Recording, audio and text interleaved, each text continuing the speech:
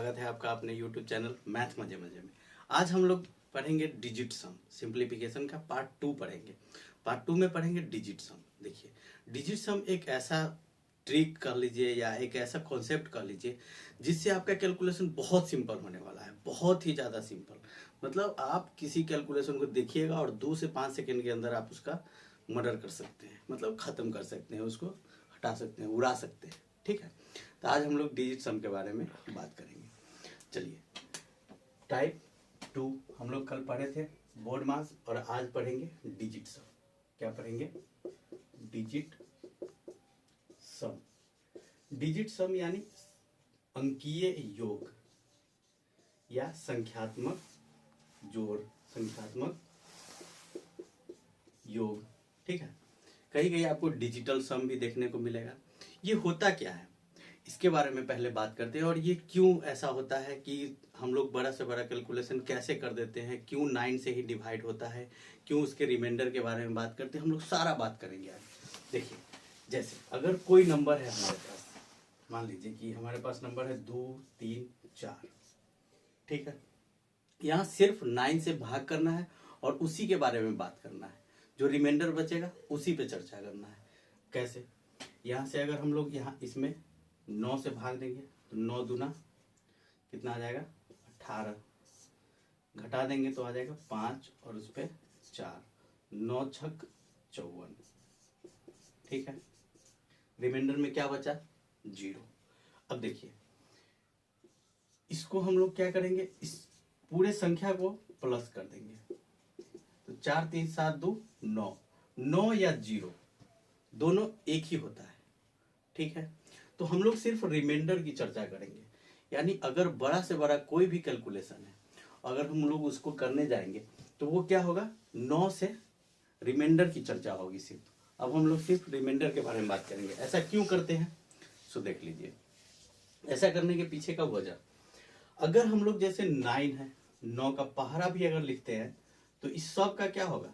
जो डिजिट सम होता है वो 9 से डिविजिबल है पूरा का पूरा। तो डिजिट सम में 9 की काउंटिंग नहीं होती है। जो रिमाइंडर होता है सिर्फ उसी की बात करते हैं। अब अगर हम एक और संख्या लेते हैं, जैसे 1 2 3 ये लिए, और इसको क्या करेंगे? 9 से भाग देंगे। अब देखिए, यहाँ पे 9 से भाग देंगे तो 9 इकाई 9, 9 3 12, 9 तिया 27, कितना आ गया? 7 6। अब यहाँ देखिए, इसको अगर हम लोग जोड़ते भी हैं तो भी कितना आता है? 7। नहीं, यहाँ पे कितना आएगा? रिमाइंडर 6, और यहाँ पे भी रिमाइंडर क्या आ रहा है? 6। तो हम लोग कह सकते हैं कि अगर किसी संख्या को 9 से भाग देने पर जो रिमाइंडर बचता है वही संख्या को जोड़कर भी 9 से भाग देंगे तो भी क्या आएगा? रिमाइंडर सेम आएगा। अगर कोई बड़ा सा संख्या है, जैसे अगर हम लोग मान लेते हैं एक संख्या है 8 9 7 6 3। अब कहेगा कि इसको भाग देने पे रिमाइंडर कितना है? तो रिमाइंडर देखिए, संख्या को तो जोड़ेंगे और उसको सिंगल डिजिट में ले जाएंगे। कितने डिजिट में? एक डिजिट में। कैसे? यहाँ 1 9 है, हमको दिखा, कहानी खत्म इसका। 6 3 9 ये भी खत्म, और 8 7 कितना होता है? 15। अब इसको जोड़ देंगे, 5 1 6, इसका कितना आया? रिमाइंडर 6। अब अगर आपको दिक्कत है तो इसको भाग करके भी देख लीजिए कि 6 आता है कि नहीं आता है। यहाँ से 9 से भाग देंगे, 9 नमा 81, कितना आ गया? 8 7, फिर 9 नमा 81 6, और इधर से 6, 9 7 63 3, और यहाँ से कितना आया? 3। फिर देखिए 9 तिया 27, घटाएंगे तो क्या आ गया? रिमाइंडर 6। तो आपका जो भी होगा, उस जो भी नंबर है उसको अगर हम लोग 9 से भाग देते हैं तो क्यों उसके एडिशन को, उसको जोड़ने पे भी 9 से भाग देते हो तो सेम रिमाइंडर क्यों बचता है? क्यों की बात करेंगे अभी हम लोग। जैसे अगर हम लोग इसको देखते हैं कि ऐसा होता क्यों है। एक नंबर लेते हैं कोई सा भी, और उस नंबर के बारे में अभी थोड़ा सा हम लोग क्या करेंगे? डिटेल में चर्चा करेंगे कैसा होता क्यों है। आइए, अगर हम लोग कोई नंबर लेते हैं, जैसे मान लीजिए कि पहले 1s आता है, फिर 10s आता है, फिर 100 आता है, फिर क्या आता है? 1000 आता है। ठीक है। अगर यहाँ पे हम लोग ले लेते हैं x और यहाँ y, यहाँ z और यहाँ a, तो अब देखिए ये जो x है तो इसको हम लोग कैसे लिखते हैं, डिस्क्राइब करके विस्तृत फॉर्म में, विस्तृत रूप में x, और प्लस ये जो y है उसको क्या लिखते हैं, 1 पे 10 क्या y, ठीक है। इसमें कोई दिक्कत है, प्लस ये 100 के प्लस पे है तो कितना आ जाएगा 100 z, और ये 1000 के प्लस पे है तो क्या आएगा 1000 a। ऐसे ही अगर ये इधर की तरफ बढ़ता रहे तो क्या होगा, संख्या बढ़ता चला जाएगा। अब इसको थोड़ा गौर से देखिए, हम लोग क्यों a plus z plus y plus x की बात करते हैं और फिर उसको 9 से भाग देते हैं, ऐसा क्यों करते हैं। सो देखिए ये 1000 है, इसको हम लोग तोड़ सकते हैं क्या, ऐसे 999 a जोड़ a, तो ये आएगा कि नहीं 1000। 999 में एक जोड़ देंगे तो क्या आ जाएगा 1000। फिर इसको हम लोग ऐसे लिख सकते हैं 99 जेड प्लस जेड, फिर इसको कैसे लिख सकते हैं प्लस 9 वाई प्लस वाई, और ये तो अपने आप में क्या है x है, ठीक है। अब यहाँ से देखिए हम इसको क्या करते हैं, बाहर कर लेते हैं जिसमें 9 लगा हुआ है, 99 जेड जोड़ 9 वाई, ठीक है। तो हमारे पास अब क्या बचेगा, यहाँ से ये भी आएगा किसमें, प्लस में, a plus z plus y plus x. अब देखिए इसको अगर हम 9 से भाग देंगे, यहाँ सब में इसमें 9 से भाग देंगे तो आपको पता होगा कि फ्रैक्शन में अगर कोई भी नंबर लिखा जाता है a प्लस बी बाई सी, इसका मतलब होता है कि a बटा प्लस बी बाई सी। तो यहाँ पे अगर 9 है तो हम लोग इसको भी 9 से भाग देंगे तो इसमें रिमाइंडर क्या बचेगा, 0, कट जाएगा ना, तो ये क्वोशिएंट आएगा a, रिमाइंडर नहीं आएगा। हम लोग शेषफल की बात कर रहे हैं। फिर इसको इससे भाग देंगे तो फिर इसका क्या आएगा, 0 आएगा, फिर इससे इसको भाग देंगे तो फिर भी 0। अब लास्ट में जो बचा हमारे पास x y z और a, तो इसी को ना जोड़ करके हम लोग क्या लिखते हैं लास्ट में, यही जो हमारे पास आता है लास्ट में वही हम लोग क्या करते हैं 9 से भाग देते हैं और रिमाइंडर बचता है, ठीक है। तो ये सारा काम हम लोग क्या देखें कि कहाँ से आ रहा है, क्यों हम लोग 9 से भाग देते हैं और उसको छोड़ देते हैं, बाकी सिर्फ हम लोग उसके एडिशन को भाग देते हैं 9 से और शेषफल की चर्चा करते हैं, ठीक है। ये चीज क्लियर हो गया। अब आते हैं आगे, कुछ क्वेश्चन देखते हैं। जोड़ में इसको कैसे लागू करेंगे, घटाव में कैसे लागू करेंगे, इसके बारे में थोड़ा सा चर्चा कर लेते हैं हम लोग, ताकि ये डिजिट सम क्लियर हो जाए। डिजिट सम एक ऐसा फॉर्मूला है, एक ऐसा कॉन्सेप्ट है, आप किसी भी क्वेश्चन में लगा सकते हैं इसको बस, लेकिन ऐसा नहीं है कि हर जगह ये काम करेगा, पर जहां काम करेगा वहां आपको आसान बना देगा, आपका कैलकुलेशन बहुत ही ज्यादा सिंपल बना देगा, बहुत ज्यादा। जैसे देखिए अगर हम लोग एक जोड़ लेते हैं, एक जोड़ की बात करेंगे, अगर यहाँ पे हम लोग लेते हैं जैसे 35 प्लस 36 बराबर कितना आएगा, 71 आएगा। अब देखिए इसको अगर हम 9 से भाग दें, इसको भी 9 से भाग दें और इसको भी 9 से भाग दें, तब क्या आएगा, देखिएगा कि आप ये जो राइट हैंड साइड है और लेफ्ट हैंड साइड दोनों का जो रिमाइंडर होगा, शेषफल होगा, बराबर होगा। कैसे, अगर हम लोग इसको भाग देते हैं 9 से पहले और इसको भाग देते हैं किससे, 9 से, तब देखिए यहां से अलग अलग भी भाग दे सकते हैं, तो 9 तिया 27, क्या बचेगा आपको 8, और यहां से प्लस 9 चौका 36, क्या बचा 0, बराबर इसको भाग देंगे तो 9 सते 63, और 63 में 71 में से 63 गया तो क्या बचेगा 8। यहां से हम लोग क्या देखें कि 8 प्लस 0 बराबर 1, यानी 8 बराबर क्या आया हमारे पास, 8 आया। अब सोच के देखिए थोड़ा सा, इस दोनों को जोड़ेंगे और इस दोनों को जोड़ेंगे और 9 से भाग देंगे, और इस दोनों को भी जोड़कर 9 से भाग देंगे, तब क्या आता है, 5 3 8 इधर से आया, 6 3 9 ये तो कट कैंसिल हो गया, और 7 आया 8, 8 बराबर 8 आया।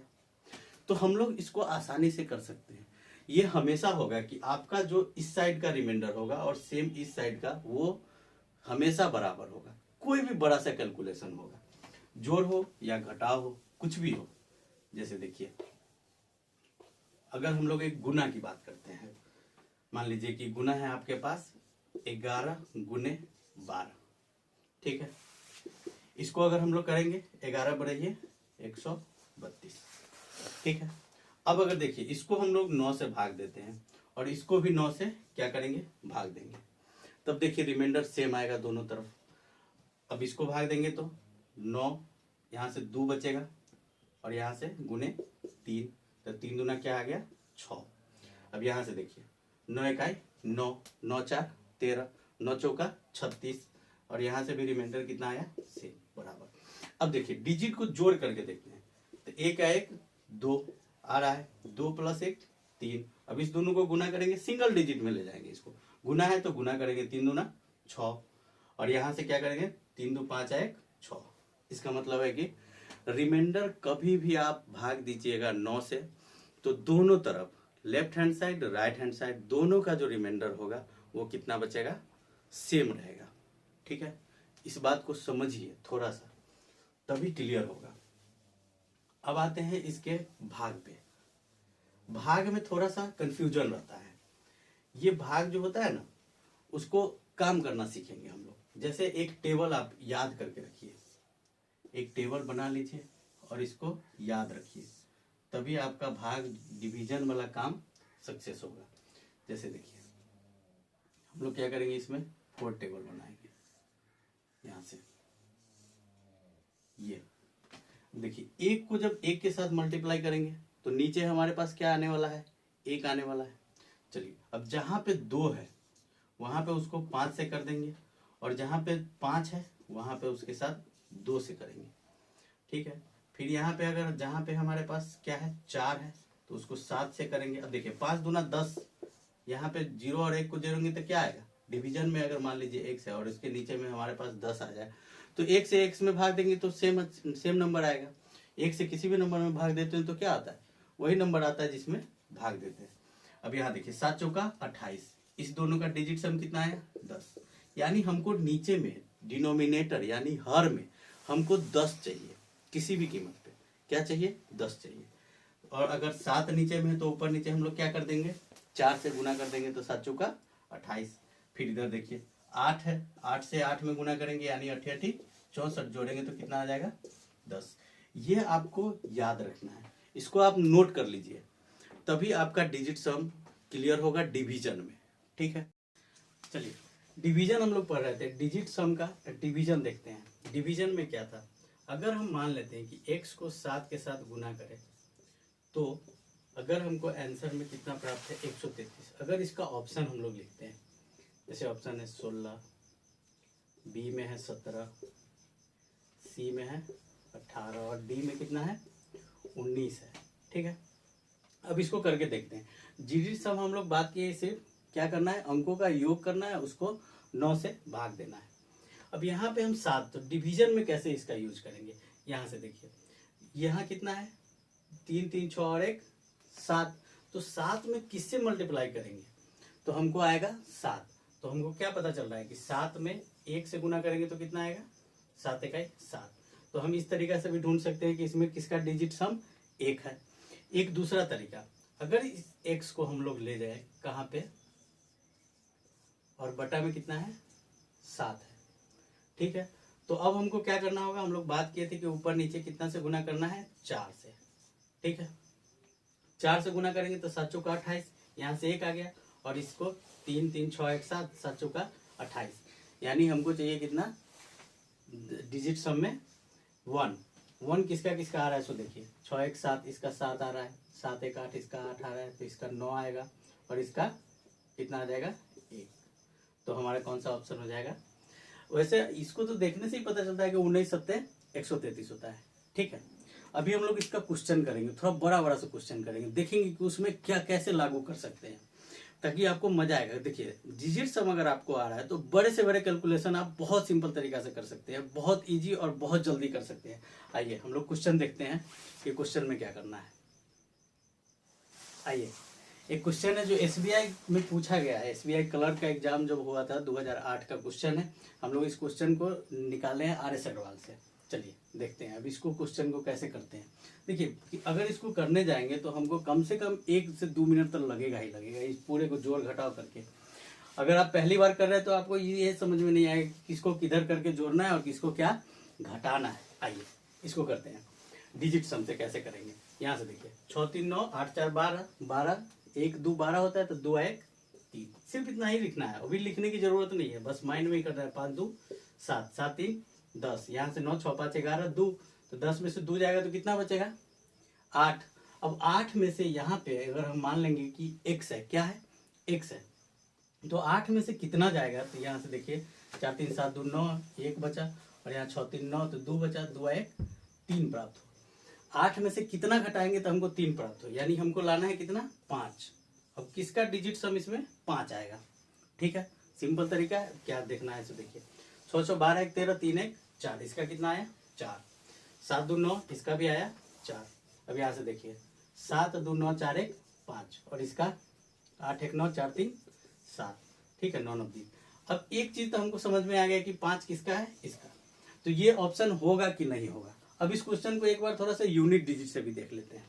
देखिए 8 और 8 16, 16 में से 6 जाएगा तो कितना बचेगा 10, और 10 में से क्या घटा है कि हमको 2 प्लस 1 3, 3 कितना आ जाएगा, तो 10 में से 3 घटाएंगे तभी ना 7 आएगा। तो 7 कौन सा ऑप्शन में, इकाई स्थान पे सी। इसका मतलब है कि हमारा सवाल क्या हो जाएगा सही। ठीक है, अब देखिए किसी भी क्वेश्चन को ऐसे अगर डिजिट सम से ट्राई करेंगे तो मैक्सिमम सवाल आपको कैलकुलेटिव जितना भी सवाल होगा उसको आसानी से उड़ा सकते हैं। ठीक है, और आप भी उड़ सकते हैं। उड़ने का मतलब है कि परीक्षा में। चलिए नेक्स्ट क्वेश्चन पे देखते हैं हम लोग क्या। चलिए एक क्वेश्चन देखते हैं, स्क्वायर निकालना है इसका। 9 7 3 का पावर कितना है 2, यानी स्क्वायर निकालना है 973 का। अब देखिए अगर हम लोग यूनिट डिजिट से करें तो 3 3 9, यानी सब के इकाई स्थान पे क्या है 9 ही है, तो हम लोग यूनिट डिजिट से नहीं जा सकते हैं।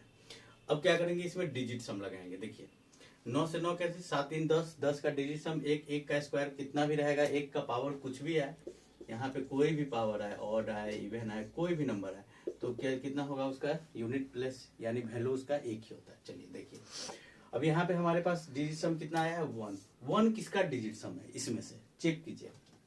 यहाँ से देखिए 9 से 9 कैंसिल, 9 से 9 कैंसिल, 6 4 10, इसका डिजिट सम कितना आया 1 आया।